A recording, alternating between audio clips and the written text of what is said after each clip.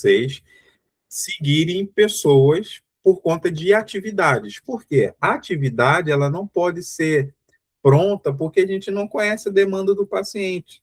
Então, suponhamos que o seu paciente tem um certo e um sério prejuízo na linguagem, tá? Mas em qual parte da linguagem? Porque a linguagem não tem a ver somente com a verbalização. Então, hoje a gente pegar uma atividade pronta e falar, faz isso que vai dar certo, não é legal. Por isso que é importante vocês poderem acompanhar a estrutura de uma atividade. Toda atividade ela tem uma estrutura que precisa ser seguida sim, mas como vocês vão estruturar, a gente não sabe, tá? É importante vocês terem esse esqueleto de estrutura. Por isso que aqui, ó, hoje tem aqui 30 e poucas atividades. Tem muitas atividades. Só que eu vou mostrar o ponto mais importante de uma atividade para vocês.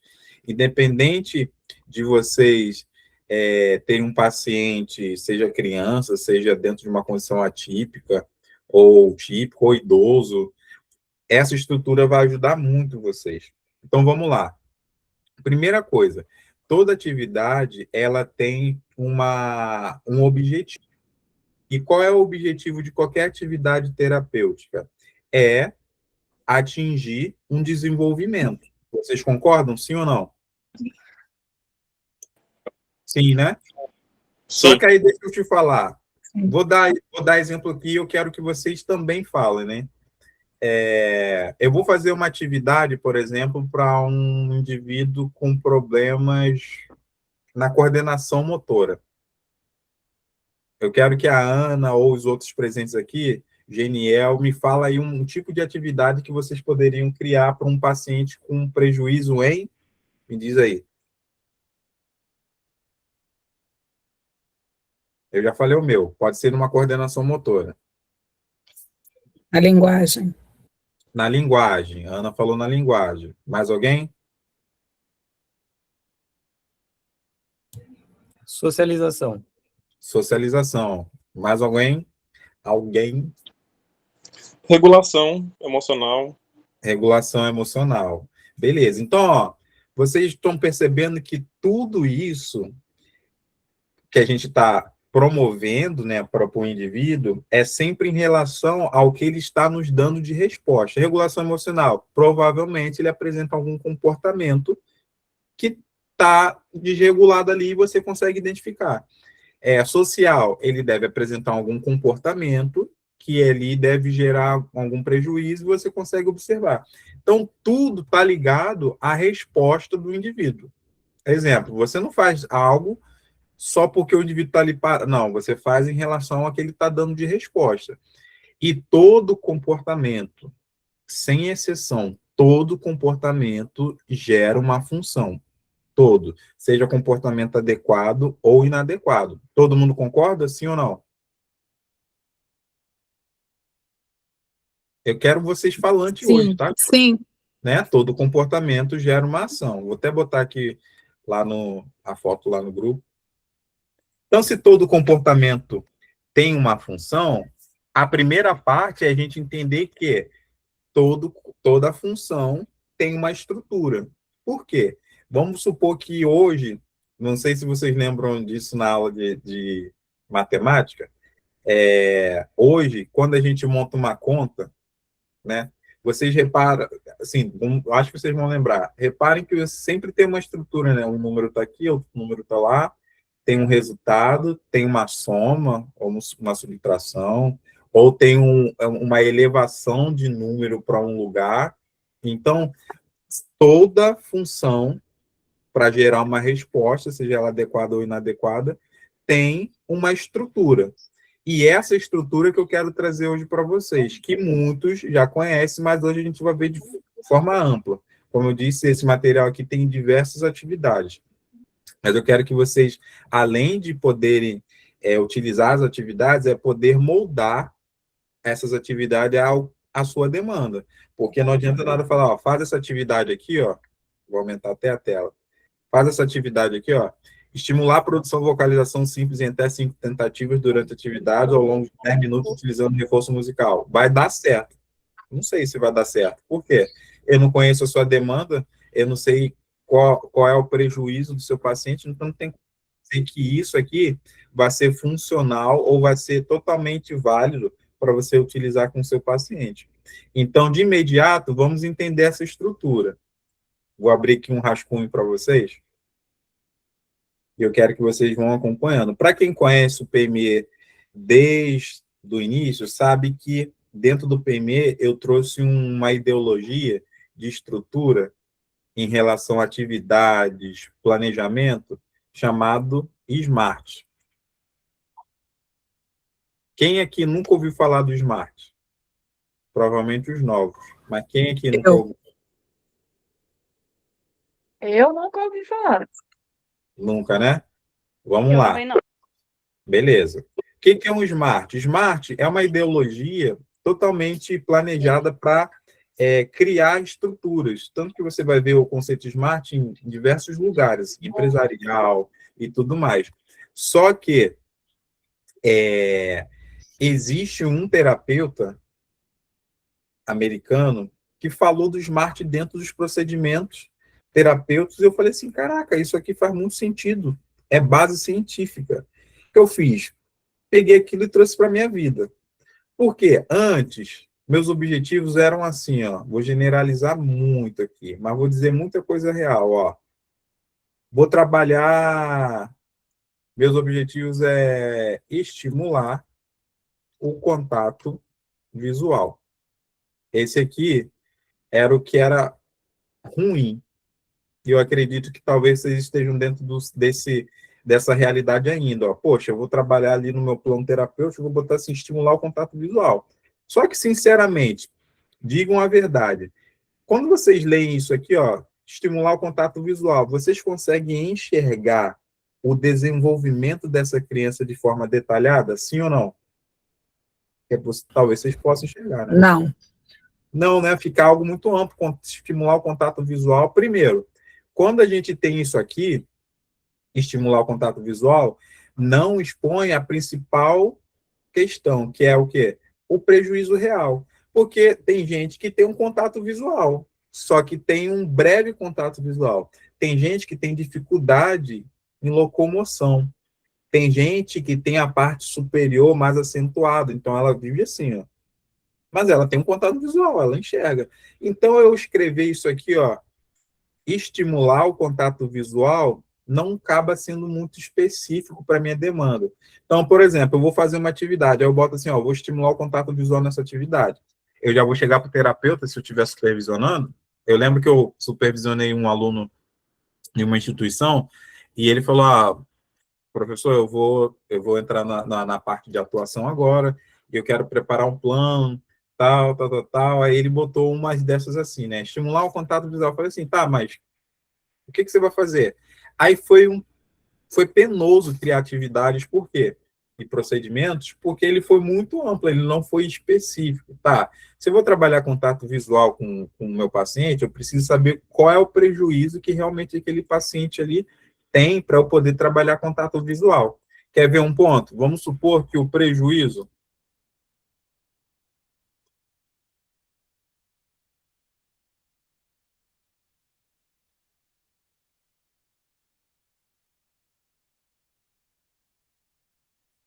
Está aqui. Inferior. Olha só como é que eu vou desmembrar para ser mais específico.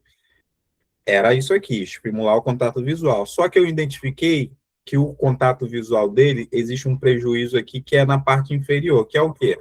Eu posso especificar aqui que ele sempre ele mantém um contato visual, só que o contato visual dele é sempre assim, ó, cabeça para baixo, olho para baixo.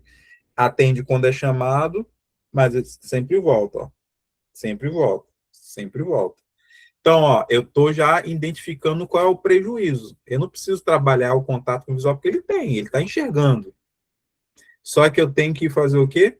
Talvez nem estimular, eu tenho que trazer mais movimentos para ele elevar esse contato visual. Então, talvez não seja nem o nome aqui, ó, existe aqui até uma problemática. Estimular o contato visual, não. Eu não preciso estimular o contato visual. Para quem já está atuando, qual é a melhor forma que, por exemplo, a gente pode ser específico aqui para trabalhar com esse paciente? Eu acredito que seria manter o contato visual. Vamos botar aqui as opções. Manter. Vou botar aqui. Opções. Manter o contato visual. Quem mais pode contribuir? Ampliar. Ampliar o contato visual. Quem mais? Não é possível só duas pessoas estarem atuando, gente. Tempo de contato visual. Tempo. Vou botar aqui tempo de contato visual. Mais o quê? Eu vou...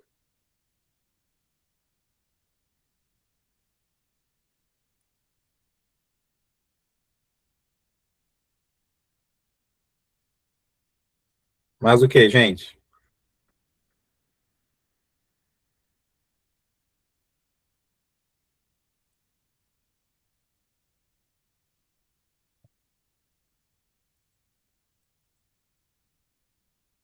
Mais o quê, gente?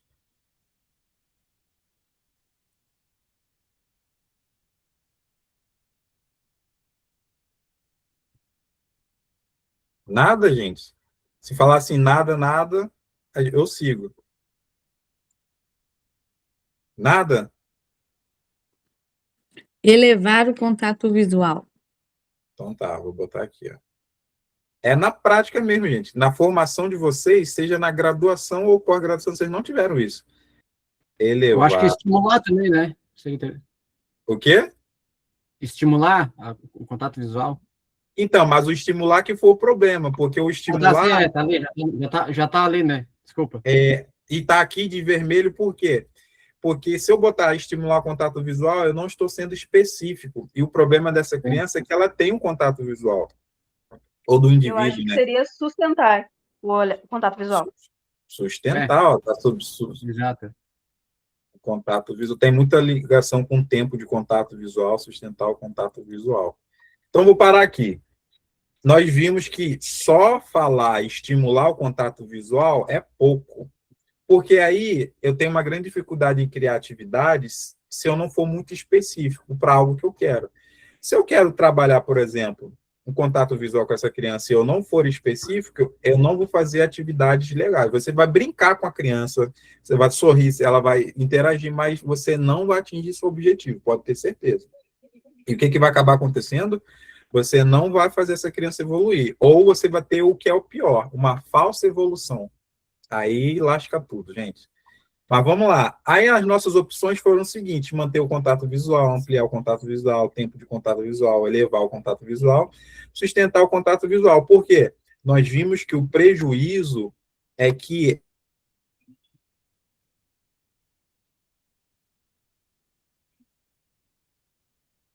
então, para ser mais específico, o objetivo SMART, ele traz um conceito, que aí eu vou mostrar para vocês, ó. O que seria o SMART? E para quem já conhece, pode sempre praticar assim, gente. Ó, o que seria o SMART? Deixa eu botar assim.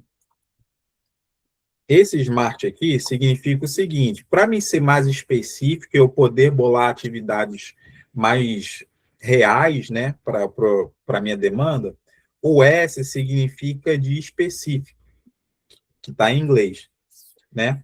Então, o S significa de ser específico. Então, eu levar o conceito SMART para o meu planejamento eu tenho que ser específico na minha demanda. Não é deixar amplo da forma que a musicoterapia romântica pode trazer, não. Não, eu tenho que ser específico. Trabalhar contato visual, tá, mas qual é o prejuízo do contato visual?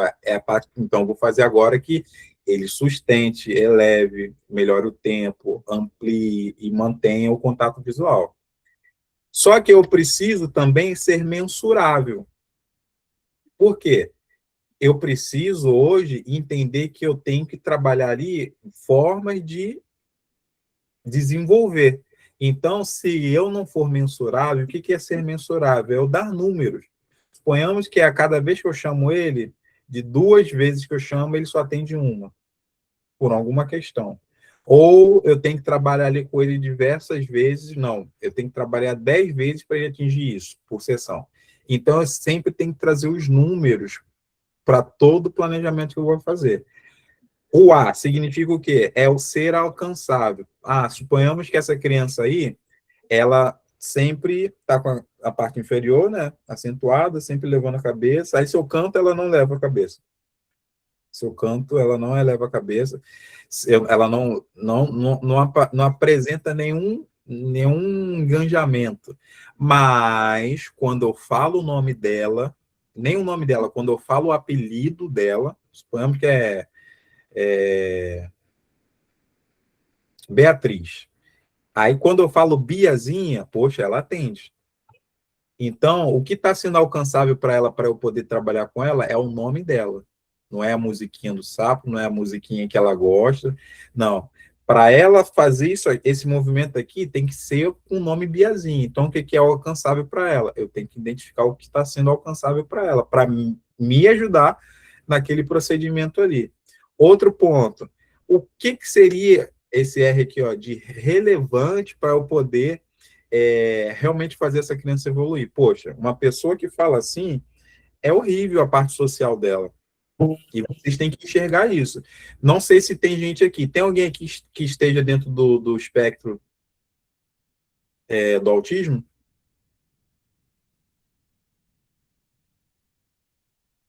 Tem, gente? Alguém aqui que está dentro das condições atípicas? É autista? Ou é TDAH?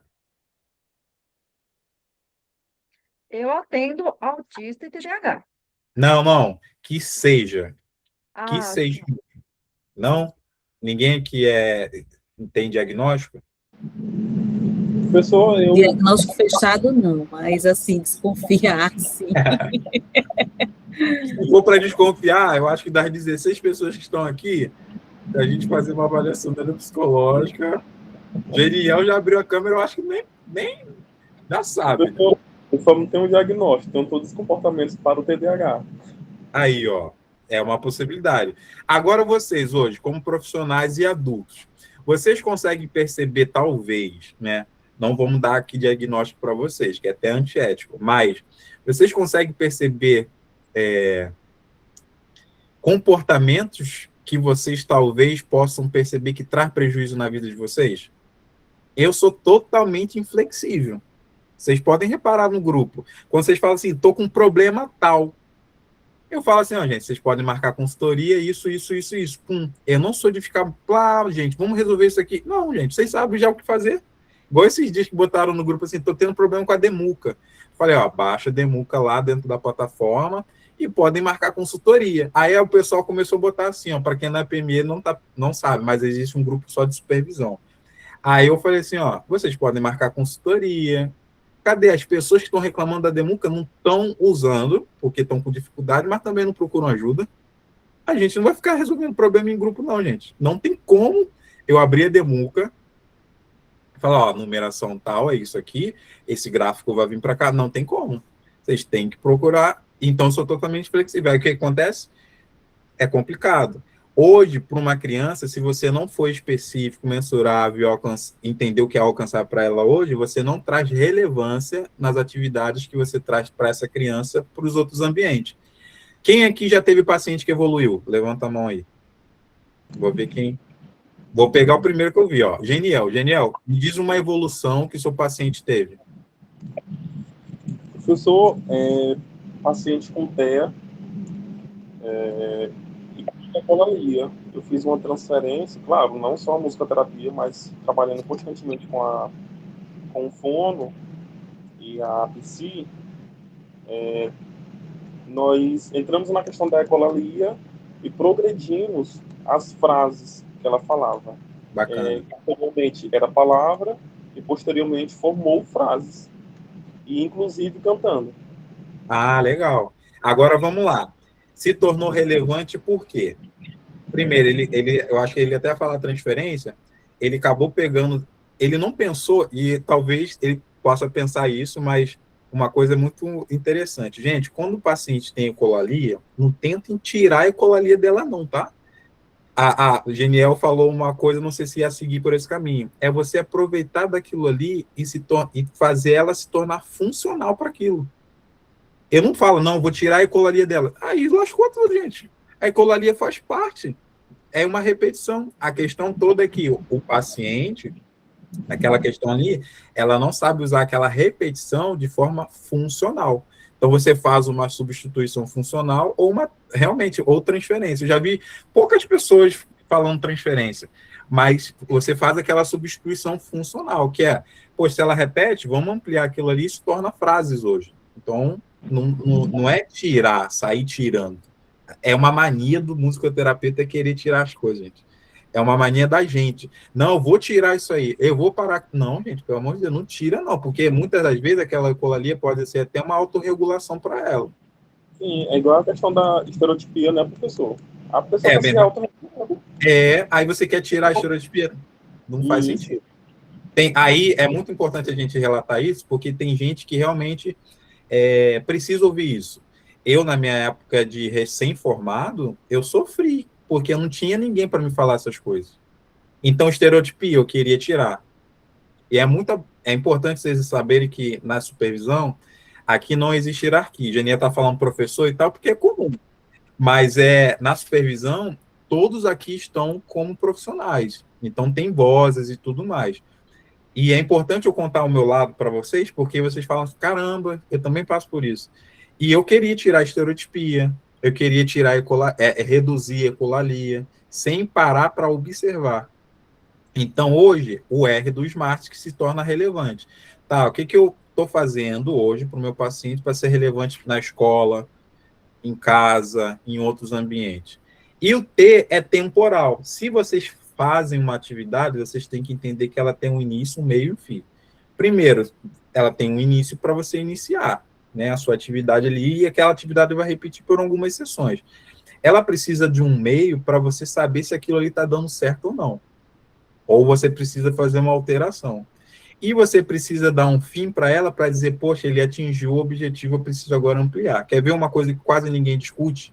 Mas quem trabalha em clínicas que tem supervisão, eu sei que o Fernando que está aqui presente faz isso. É você discutir quando os pacientes mudaram de fases de amadurecimento. Ele atingiu um objetivo, aí você continua com aquele plano, tá, mas aí ele começa a regredir. É claro, porque ele já amadureceu, ele precisa de coisas novas. Ou aquele paciente que está há muito tempo fazendo a mesma coisa e você trazendo mais coisas novas. Claro que não vai dar certo. Ele precisa ainda bater aquela meta para poder progredir. Por isso que precisa usar protocolos validados. Para quem é do PME, sabe que lá a gente tem vários no módulo de avaliação. Automático, não automático, por papel, impresso, sistemático, qualitativo, quantitativo, e tem inúmeras avaliações, seja para trabalhar com idosos ou crianças, ou adultos, né? E é interessante vocês saberem que existe esse sentido, porque, olha só, antes, meu objetivo era esse aqui, né? Estimular o contato visual. Aí vocês trouxeram essas possibilidades aqui. Hoje, para quem já me conhece, sabe que eu tenho os meus agentes. Eu posso fazer isso aqui, ó. Meu objetivo, ficar melhor assim.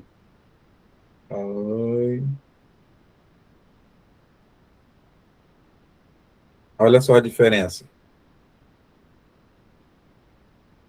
Deixa eu ver se está aparecendo para vocês. O que eu fiz aqui? Antes era só contato visual. Agora eu estou sendo mais específico. Que é o que? Aumentar o contato visual da criança, não é estimular, é aumentar.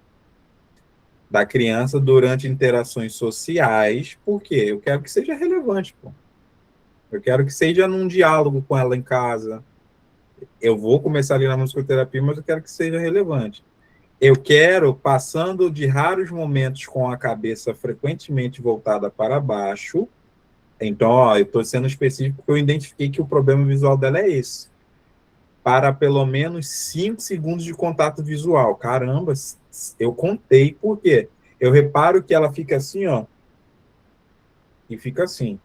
Suponhamos que ela nem precisa chamar o nome, mas ela fica ali. Aí eu começo a contabilizar. Poxa, ela fica 5 segundos. Aí eu vou aumentando. Ela fica agora 1 minuto assim, ó. Eu estou conversando com ela e ela consegue permanecer com a cabeça, mas eu contabilizei antes.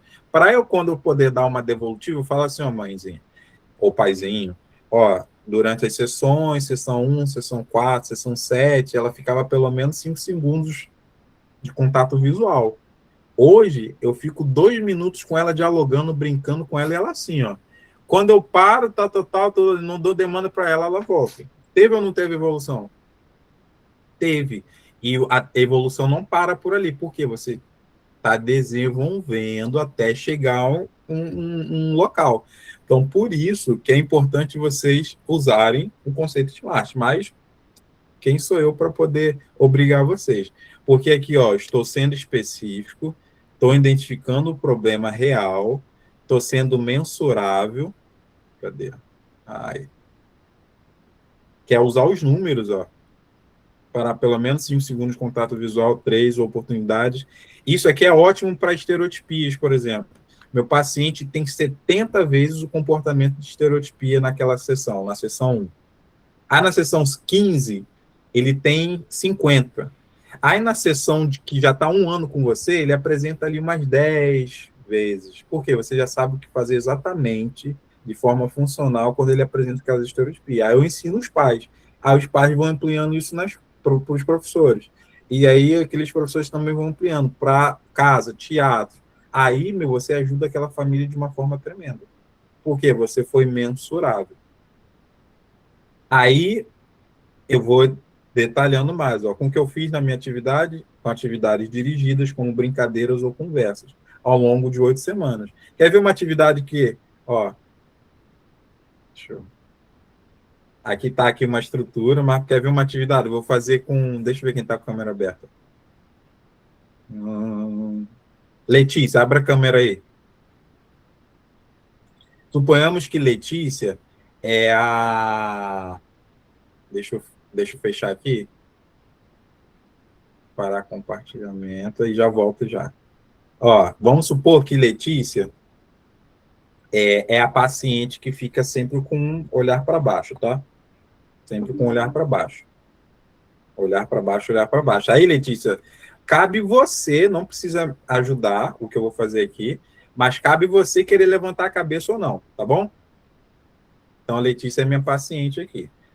Letícia, hoje o tio trouxe muitas coisas para a gente brincar, mas muitas coisas. Letícia, que óculos é esse, Letícia? Aí, ó, você vê que dialogando não rola nada. Só que, ó, Letícia, eu sei que você gosta muito do ratinho, do Mauser Time, quando eu coloco, porque eu fiquei sabendo que é só TO, coloca lá. E você gosta de ver o ratinho comendo queijo. Eu sei que você gosta. Letícia está de cabeça para baixo ainda, está de cabeça para baixo. Só que aí, quando eu chego para Letícia, olha o meu ratinho. Cadê? Eu acho que não dá para ver. Casa da luz. Deixa eu ver aqui se eu apagar. Não vai ver. Letícia, meu ratinho está comendo a maçãzinha, vai comer o queijo, Letícia. Vamos cantar uma música? Posso cantar ou não, porque meu objetivo é fazer Letícia só ficar mais tempo com a cabeça assim, ó. E aqui, para quem... Vocês estão ouvindo um clack? Dá um pouquinho sua câmera, seu celular, que deu para ver, sim. Dá? É por conta do efeito que também está atrás, aí vai embaçando. Aí. Mas é o Mauser Time, Para quem não conhece, passa a conhecer. Poxa, Letícia já levantou a cabeça. Eu poderia fazer isso com um brinquedo, com um brinquedo que chama a atenção dela. Eu poderia usar a foto da mãe dela. Eu poderia usar... Tem uma paciente, por exemplo, que eu falo do avô dela. Quando eu falo do avô dela, ela muda totalmente o comportamento. Eu uso ali como um reforçador, para chamar a atenção dela, para eu ter ela. Não é um sentido de visual, não, mas é para outras questões. Então, se eu fosse um musicoterapeuta totalmente desajustado e tudo mais, eu ia querer ficar cantando para a Letícia levantar a cabeça. Só que o problema não é a música.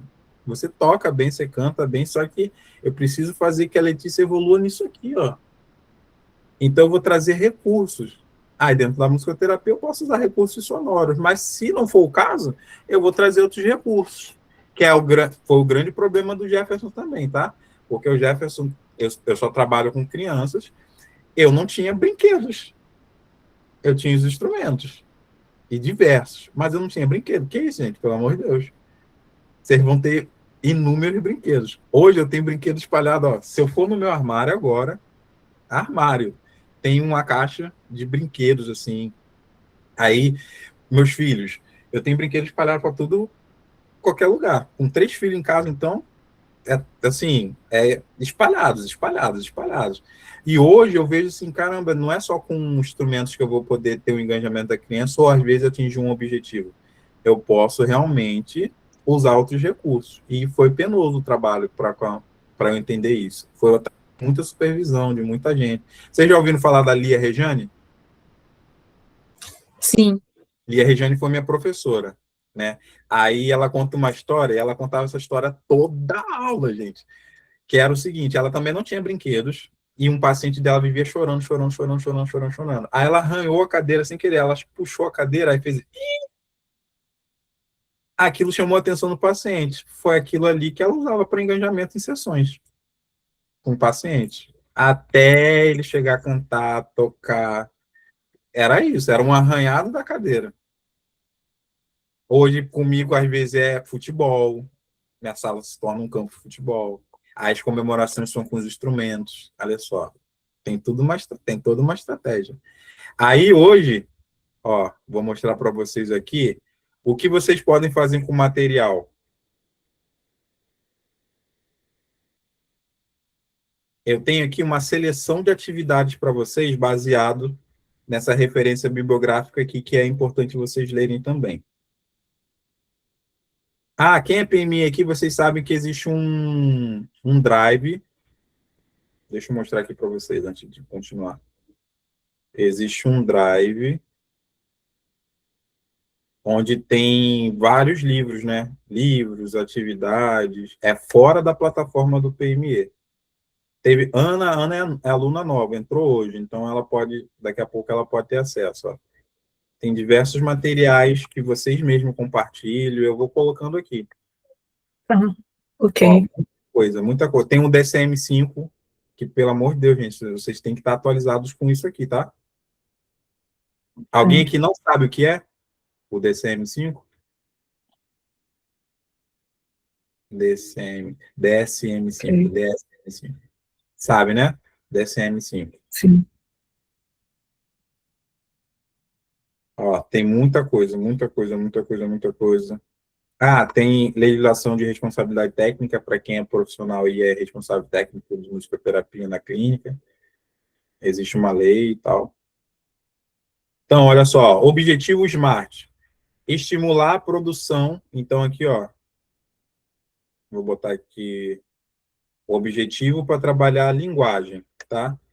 Só que no caso aqui vai ser vocalização. Vocês vão entender por quê, ó.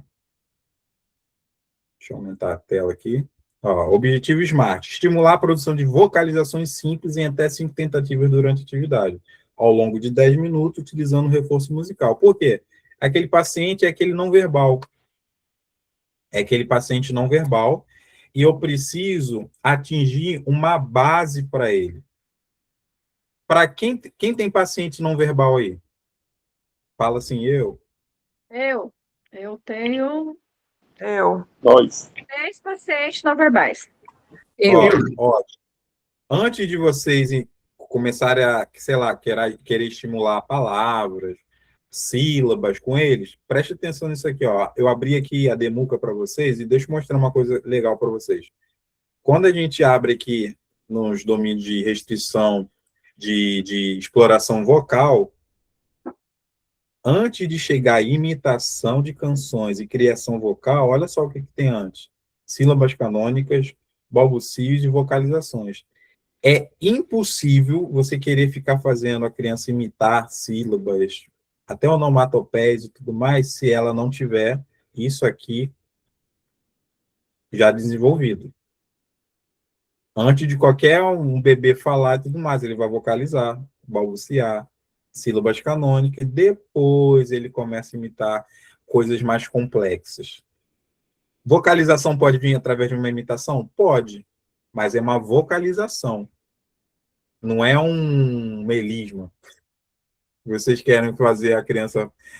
Aí fica aquele terapeuta assim, ó, o sapo não lava o fala pé, assim, ó, continho, pé. Que isso, gente? Eu só quero que ele faça isso aqui, ó. Eu só quero que ele faça um movimento. Sabe por quê? Quem vai ter esse trabalhão todo vai ser a fono. É a fono, deixa para fono. Eu quero trabalhar o que seja base para ele chegar no que é legal para o outro profissional trabalhar, o adequado. A não ser que, eu sou fono, tá, mas ali você é musicoterapeuta. Você tem que ser o que é o... mas ele já fala. Aí, beleza. Aí você vai estimular coisas que já estão alcançáveis para ele. Se já está alcançável algumas coisas, o que você vai fazer? São sílabas que ele já sabe, agora eu faço... Deixa eu dar uma opção para vocês, como se fosse uma pegadinha de prova. Tem alguém de Goiás aqui? Vou dar até uma informação. Está saindo um concurso de Goiás agora, tá? Só que está dando um BO danado. Eles estão cobrando licenciatura em música e estão cobrando conselho. Pelo amor de Deus, né, gente? Conselho em musicoterapia hoje, em 2026. Aí hoje eu mandei um e-mail lá para o Conselho de Ética da gente, da associação, e pedi para eles resolverem esse BO aí. Mas vamos lá. Suponhamos que você hoje é um profissional, né? E vai fazer um concurso. Lá no concurso tem prova, né? Tem uma prova. Se aí tem uma questão de prova e fala assim, você como musicoterapeuta, aí eles vão discorrer ali um caso para você poder responder. Aí, o paciente é não verbal, é assim, igual que eu estava contando aqui. Aí eles falam assim, vocês têm duas opções. Vocês criam ali um maior número de sílabas, que é, por exemplo, ele já começa a falar sílabas, pá, má, pá. Você começa a aumentar para palavras de 2 sílabas, ou você começa a ampliar essa monossílaba aí, como eu posso dizer. O que vocês fariam?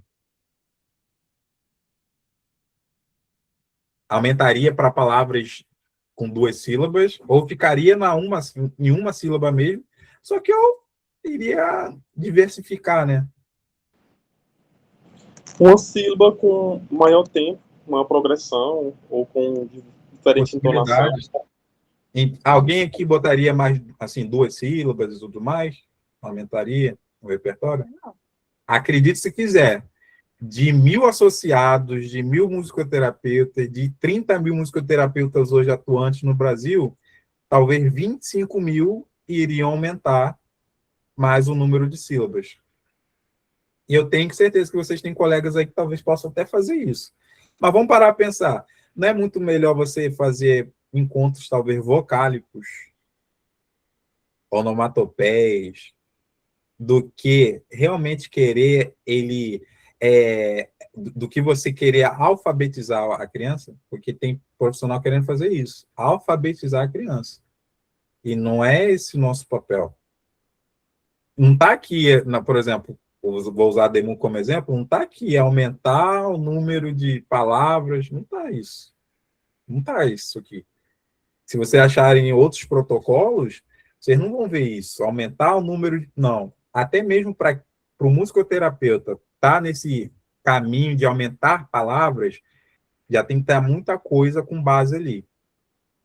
Porque se você que já estiver aumentando o número de palavras, no mínimo você já tem que contabilizar o número de palavras que ele tem. Eu não me esqueço disso até hoje, do neuro falando para um colega, falando assim, você já está estimulando palavras, tá? Quantas palavras o seu paciente sabe hoje?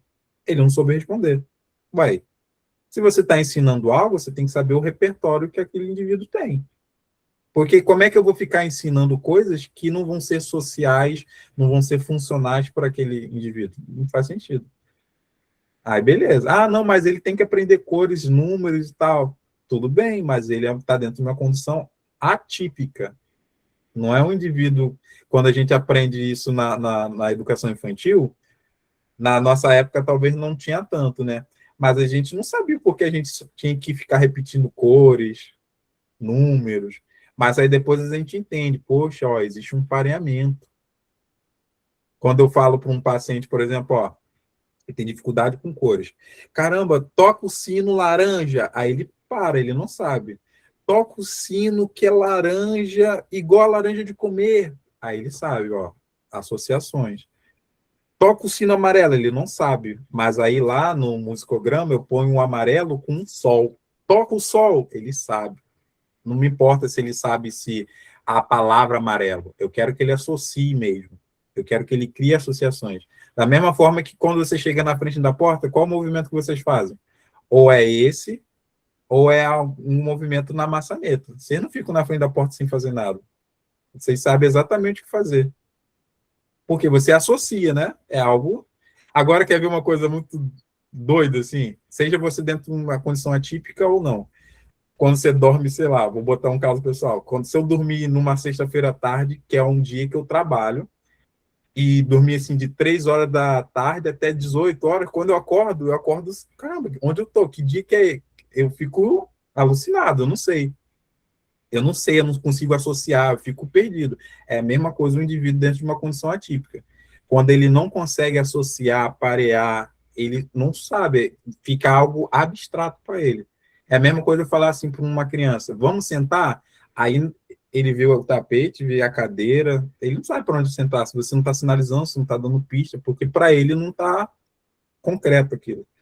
Então, hoje, você ser específico é a melhor parte do seu trabalho, pode ter certeza, você vai fazer um trabalho excelente. Aí, voltando aqui, ó,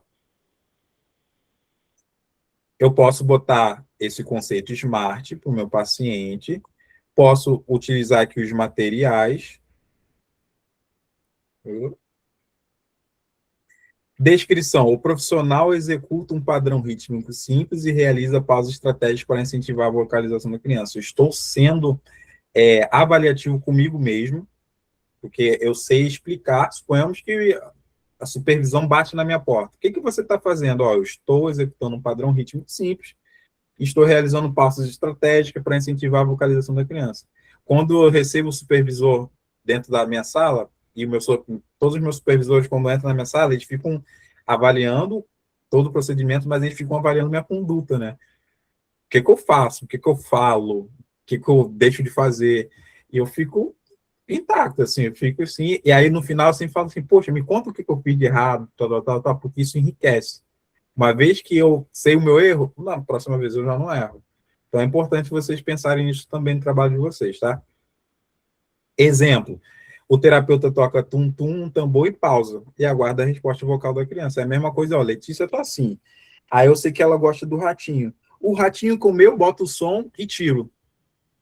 Aí eu vou, ó, ela tá... Aí daqui a pouco eu vou associando o ratinho com música. E aí eu vou aumentando essa possibilidade. Por quê? Aí é o ponto final aqui da construção de atividade, que é, eu preciso ter base científica, que é, estudos indicam que ritmo e música facilitam o desenvolvimento da linguagem e da comunicação. Como? Ó, quando eu faço tum-tum-tum, eu não quero que ela faça o tum-tum-tum. Eu quero, o mais importante aqui, vou dar a palavra para quem levantou a mão. Eu quero isso aqui dela. Eu estou me importando dela fazer o tum-tum-tum, repetir o tum-tum-tum, tambor, não. Eu quero isso aqui. Deixa eu aumentar aqui. Eu quero a resposta vocal dela, porque esse é o meu objetivo para trabalhar com ela. Eu não quero saber se ela vai... E eu nem quero saber se ela vai fazer repetir tum-tum-tum. Eu quero resposta vocal, seja ela um A. Hoje um paciente meu sussurrou. Falei, ótimo. Aí eu fui reforçando. Ele nem sussurrava. Ele fazia assim, ó. Nas pausas que eu fazia. Antes era 0. Então a resposta vocal dele hoje é...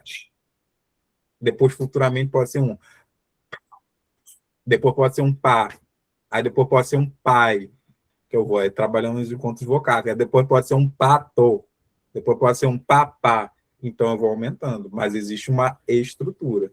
Se você hoje é profissional e não trabalha com estrutura, já sabe o BO que está sendo, hein? Letícia levantou a mão e Ana também.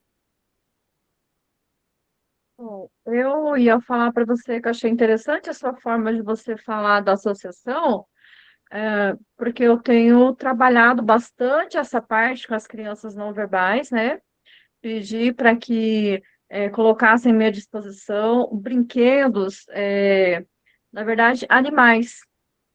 Porque geralmente quando eu vou cantar músicas com as crianças, dos animais, é a borboletinha, é o jacaré foi passear na lagoa, é o sapo cururu, o sapo não lava o pé. O que que eu coloquei? Coloquei tudo na parte do armário aberto baixo, aonde a Legal. criança tem acesso. E quando a gente vai, eu começo a cantar, que elas não verbalizam, né? Tinha bastante, no começo, tinha bastante dificuldade, porque além delas não verbalizar, elas não tinham tempo de permanência visual. Hoje, elas já estão bem habituadas, que elas já chegam e elas escolhem o brinquedo que elas querem que canta a música. Por mais que elas não cantam, né, elas não verbalizam, mas elas já estão nesse ritual delas chegar, elas pegam o brinquedo, eu falo, vamos cantar a música do jacaré, a música do coelhinho. Então, assim, é algo que eu fui fazendo e fui vendo que está realmente trazendo um resultado, e eu queria compartilhar isso com os colegas também, né, que faz muito sentido para a criança, porque além dela visualizar o animal, né, e você canta mostrando para ela, você entrega na mão dela, ela vai interagir melhor. E tem dado certo. Eu estou com 6 crianças não verbais, na qual de 6 eu tinha 3 que realmente não faziam contato visual e agora elas estão fazendo contato visual, elas permanecem, enquanto eu estou cantando, elas estão olhando para mim, é como se elas estivessem buscando uma forma realmente de estar já falando as palavras, mas ainda não sai som. Ótimo, ótimo, maravilhoso. Eu tenho licenciatura em música e pós-graduação em musicoterapia, né?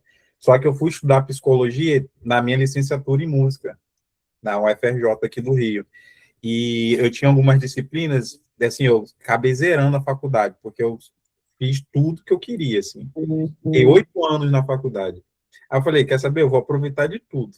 Aí teve algumas disciplinas de psicologia que eu peguei a fundo, e antes de entrar na musicoterapia, eu nem pensava em entrar na musicoterapia. Aí o que acabou acontecendo? Eu ouvi falar de uma aprendizagem associativa. Vocês já ouviram falar? O que é uma aprendizagem associativa, né?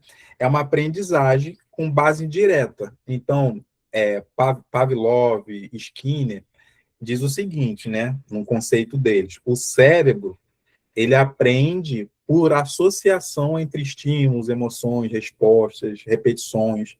Ele não aprende por algo fora isso. Vai ser sempre por isso. Então, por exemplo, um bebê vai associar a voz da mãe com segurança. Então, tá chorando, chorando, chorando, chorando, chorando. Chama quem? Chama a mãe.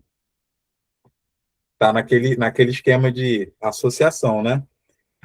Não, o bebê tá chorando, chorando, chorando, chorando. A voz da mãe é única? Não, precisa do toque.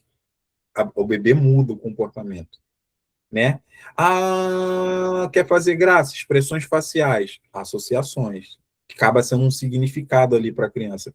Ou seja, para quando vocês que são terapeutas que trabalham muito com lúdico, você usar atividade de pareamento, né, acaba construindo um mapa no cérebro do indivíduo, da criança, no caso, né? Então, quando você usa um pareamento, você está ensinando ela de uma forma muito mais prática do que eu sentar e falar assim, faça isso que vai ser assim. Não vai adiantar, não vai adiantar. Eu só aprendi matemática, talvez na criança, acho porque usavam figuras. Você já pararam a pensar porque usam figuras? Poderiam usar pauzinhos, né? Passou depois usar isso. Aí depois foi dificultando, foi dificultando. Aí, cadê as figuras, gente? Cadê os animais dentro do círculo? Eram 10 animais dentro do círculo, aí tirava um e a gente sabia o que... Aí depois sumiram os animais, aí hoje surgiram letras. Espera lá, né, gente? Mas a criança precisa do pareamento, a criança precisa dessa aprendizagem associativa. E eu vou falar para não pessoas e profissionais que trabalham somente com crianças. Tem adultos e idosos que precisam também disso, da aprendizagem associativa. Quer ver um exemplo? Não estou dizendo que é um conceito terapêutico, não. É a prova do Detran, o psicotécnico que a gente faz.